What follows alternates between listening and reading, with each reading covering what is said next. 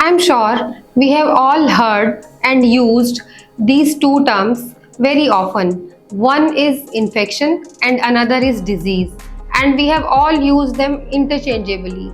But let me tell you, these two are different terms having different meanings. So let me clear this confusion today. Hello everyone, I am Dr. Nidhi Samania. I am Head of Diagnostics at VetSERV, and today I'll try to clear this confusion of what is infection and what is disease. So let's start with infection. Infection is when a pathogen enters into the body of a host, triggers the immune response of host and multiply inside the body. And coming to disease, disease is when the immune system of host gets weakens and pathogen starts producing harmful effects and symptoms like fever, aches, vomiting, diarrhea, and all such type of symptoms, then it is called as disease. So there is a fight between immune response of the host and the pathogen.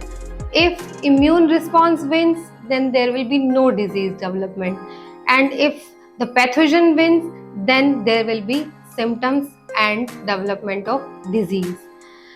Okay, so now I should tell you that there are certain factors which determine what kind of disease will develop and how much will be the severity of that disease.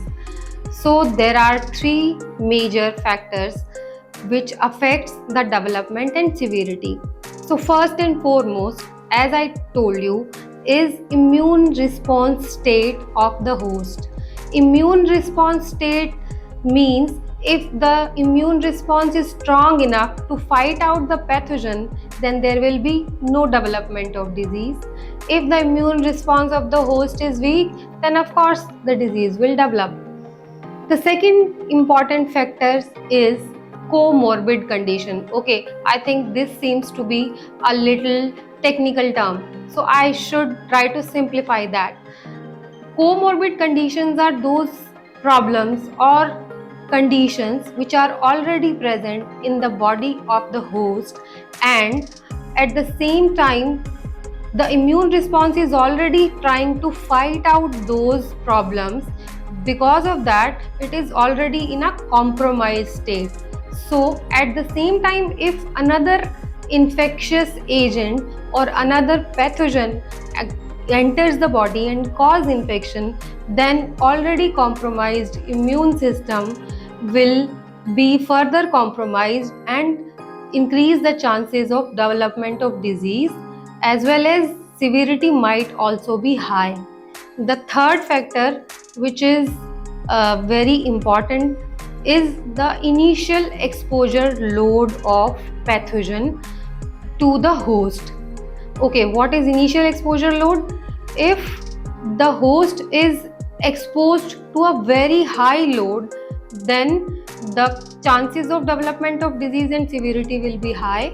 And if initially the host is exposed to a lower load, then the development chances as well as the severity might be low. I would like to explain all what I have said above through an example, which is a generalized example, and almost all of us have been through that problem recently, and that was the problem of COVID infection. So let me explain it through the infection in a family. If one person in a family got infected through COVID-19 virus, then and there were many members in the family, not all the members developed similar kind of symptoms and severity. Some of the members which were elder and having comorbid conditions like diabetes, high blood pressure, or some other problems which are chronic, then they develop more serious disease and might have to be hospitalized also.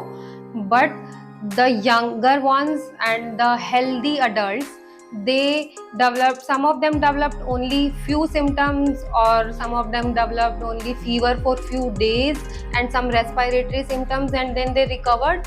And the other which were having all the more better immune response, they did not even develop the disease, but they were all positive. So it means they were all infected, but they did not develop disease. All of them did not develop disease. Some developed serious disease, some developed mild disease, and some were only infected, and their immune system could fight the pathogen out, and that is why there were no symptoms of the disease. So guys, I think after this video, this concept of infection and disease is clear to you. And for more such informative videos, keep watching my videos, subscribe to my channel and share my videos as well. Thank you so much.